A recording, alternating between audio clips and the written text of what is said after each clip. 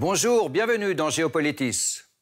C'est une édition particulière de Géopolitis que nous vous proposons, car c'est à travers le regard d'un cinéaste que nous abordons un continent aujourd'hui en pleine mutation politique.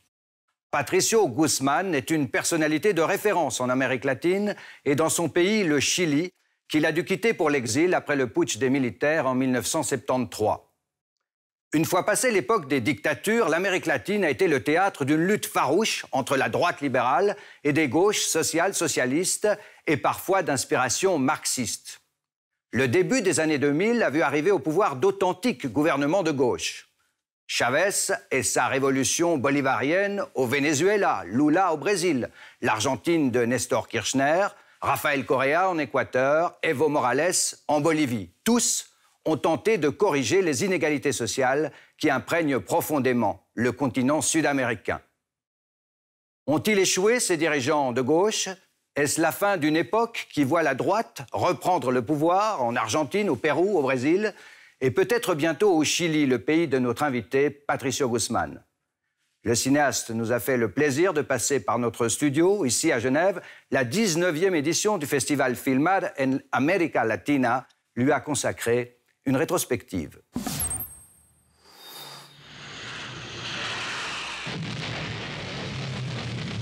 Le 11 septembre 1973, l'armée chilienne bombarde le palais de la Moneda. Le dirigeant socialiste Salvador Allende se suicide. Le Chili bascule brutalement dans la dictature. Elle durera plus de 16 ans. Patricio Guzmán était là pour filmer ces événements jusqu'au bout. Las Fuerzas Armadas y de Orden han actuado en el día de hoy solo bajo la inspiración patriótica de sacar al país del caos que en forma aguda lo estaba precipitando el gobierno marxista de Salvador Allende. Avec des milliers d'opposants, le cinéaste chilien est enfermé au stade de Santiago. Contrairement à tant d'autres qui seront torturés ou exécutés, Patricio Guzmán pourra partir en exil vers la France. Il maintiendra pourtant toujours le lien avec son pays, son histoire, ses habitants. Le Chili omniprésent dans tous ses films, même les plus symboliques. Gabriela, quiero que me digas en Cahuéscar, playa. Colaf. Agua. Octola. Tormenta. Subcararox Malte. Esa parte de la historia asociada al agua, al hielo, a los volcanes, pero también está asociada a la muerte, a la matanza, al abuso, al genocidio. Es tan brutal lo que ha sucedido en Chile, en estos países.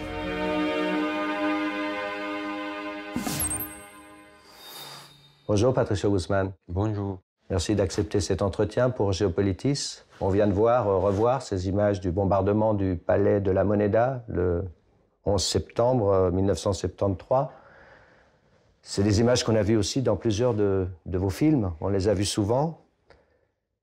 Est-ce que c'est toujours pour vous, ce moment-là, un moment d'émotion? Oui, je pense que dès le premier moment jusqu'à aujourd'hui, je sens une chose spéciale quand j'ai vu ça. Parce que c'est un moment énormément dramatique. Et nous étions à, más o menos à demi-kilomètre de la Moneda. Mais on voit les avions qui passent. Et les sons, on écoute les sons. Ça a été terrible. C'est une révolution qu'on assassine. Oui, c'est l'espoir d'une révolution socialiste démocratique qu'on assassine. Oui, c'est la première fois de l'histoire au Chili qui passait cette chose-là. En Amérique latine, c'est un événement unique, mondialement aussi. Allende, c'est un personnage respecté dans tout le monde. Donc, ça a été très dur d'être là avec tous mes amis de la bataille du Chili, ensemble, et on voit les avions. C'est unique, ce moment. C'est fixé dans ta mémoire pour toute la vie. Depuis 40 ans, ça a fait de vous un cinéaste exilé. Qu'est-ce que ça change d'être un cinéaste en exil? Et pour moi, rien. Parce que j'avais vécu avant l'unité populaire à l'Espagne. J'avais étudié pendant 6 ans à l'Espagne. Donc j'étais habitué à habiter un pays différent. Je suis très content de cette position. d'être un peu proche au Chili et en même temps éloigné. C'est la meilleure position pour faire le cinéma documentaire, à mon avis. Il y a quelques jours, en Argentine, s'est terminé le procès des tortionnaires de la dictature. 29 sur une soixantaine ont été condamnés à une peine à perpétuité. C'est essentiel, ce procès? Oui, c'est important parce que l'Argentine, c'est le pays le plus avancé dans ce domaine.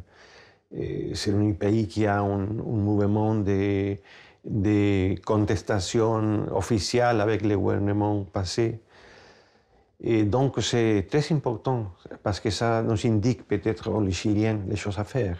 Parce que cette histoire-là, la justice encore au Chili n'a pas fait tout ce chemin-là encore. Malheureusement, non. Il y a des jugements, il y a des choses faites, bien faites, mais il manque un grand pourcentage de personnages de coupables qui sont dans sa maison, qui habitent comme un personnage normal dans la vie quotidienne. Librement. Oui, et ça c'est très dommage pour la santé du pays entier. Comment vous expliquez que la justice n'ait pas été encore rendue pour les victimes au Chili? Parce qu'il y a des lois, il y a aussi le pinochetisme qui est posé proche, qui a une influence énorme. Et il n'y a pas aussi des éléments constitutionnels pour arriver jusqu'à la fin. Donc ça veut dire que l'État, 40 ans après, est encore resté un peu sous l'influence des partisans de Pinochet. Exactement. Il y a une énorme influence, il est là. Maintenant, politiquement, ils sont très à côté. Mais il y a une grande quantité de personnes au Chili qui sont pinochetistes. Alors avant d'aller plus loin, justement, je vous propose une courte séquence sur les 10 dernières années de l'histoire de votre pays, le Chili, et notamment le gouvernement de gauche de Madame Bachelet.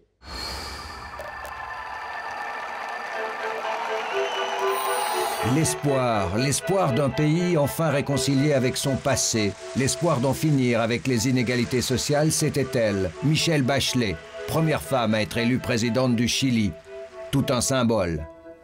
Fille du général Alberto Bachelet, mort sous la torture pour être restée fidèle jusqu'au bout au président Allende, militante elle-même torturée sous la dictature et condamnée à l'exil en Allemagne de l'Est, elle accédait au pouvoir. Chile, ahora por fin es el momento.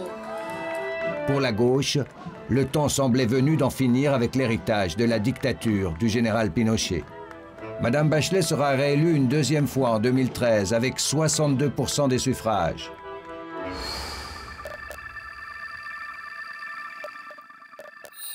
En 8 années de gouvernement, Michelle Bachelet n'aura pas réussi à transformer le Chili. Le défi était peut-être trop grand dans ce pays conservateur, dominé par de puissants hommes d'affaires ultralibéraux. Malgré le soutien des classes populaires, la présidente n'aura pas réussi à imposer totalement la gratuité de l'éducation. Elle n'a pas pu modifier un système ultralibéral hérité de l'époque de la dictature et qui a fait du Chili la 4e puissance économique de l'Amérique latine derrière le Brésil, l'Argentine et la Colombie. Un pays riche donc, mais où la pauvreté n'a pas vraiment reculé. Ces derniers mois, les Chiliens sont d'ailleurs redescendus dans la rue pour protester contre la réforme des retraites et de la loi sur le travail.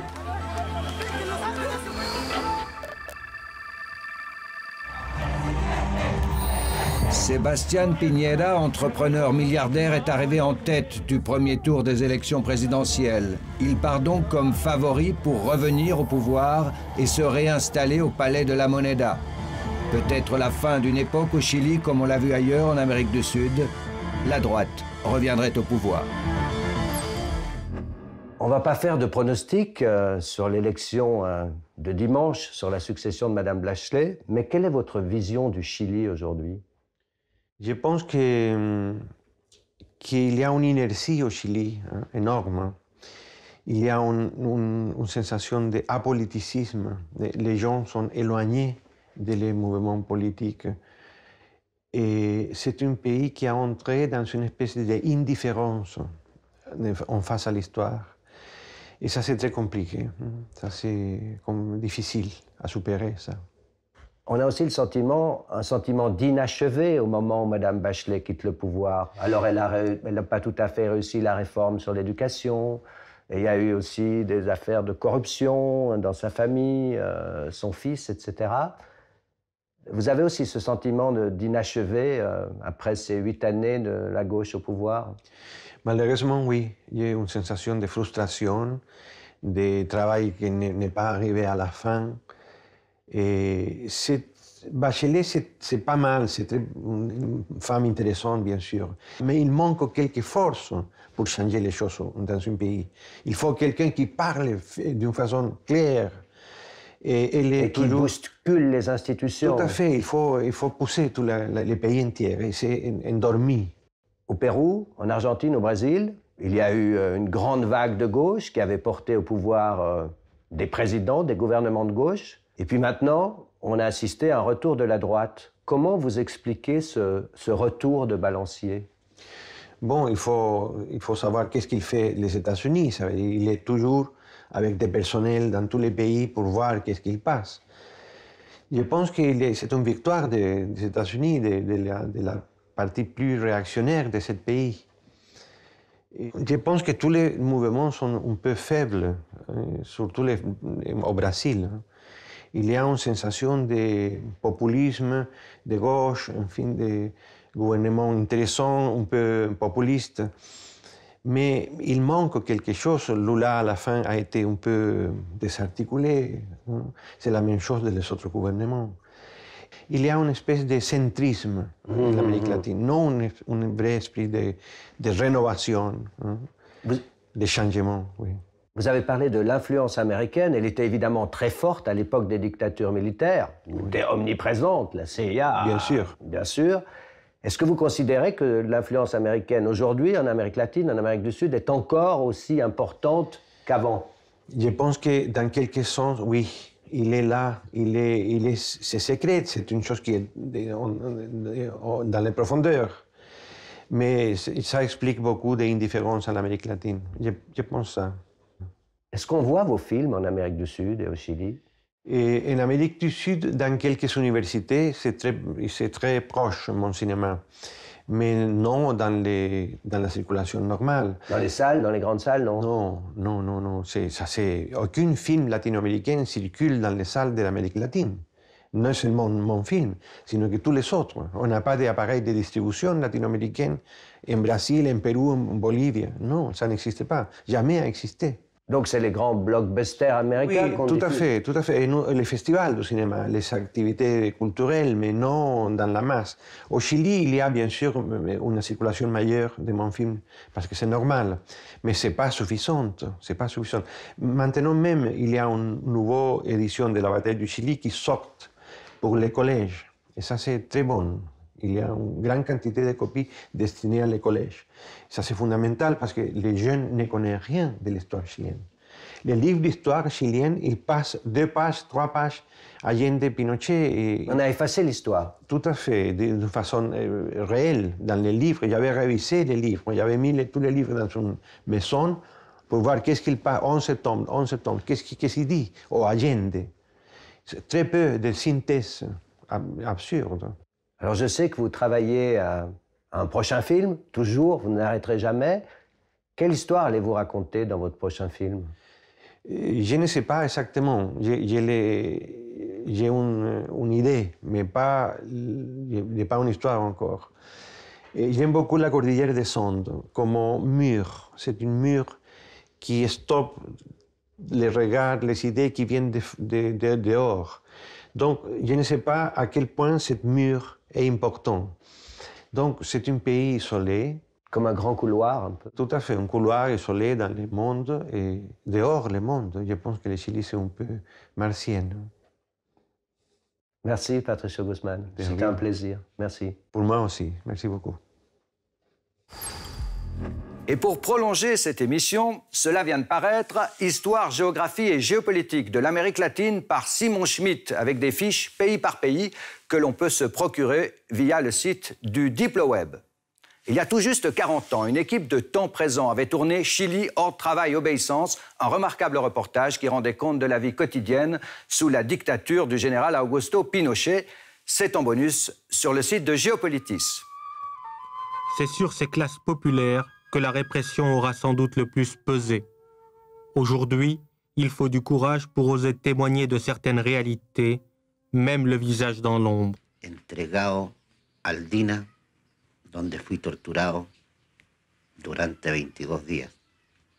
Enfin, et en toute modestie, un reportage de la radio-télévision suisse réalisé au Brésil l'année de la Coupe du Monde, les formidables inégalités entre riches et pauvres, à retrouver sur le site de la RTS. TTC est à Sao Paulo. C'était en date du 5 mai 2014. Merci à l'équipe technique, merci à vous de nous suivre sur la RTS et TV5 Monde. À bientôt.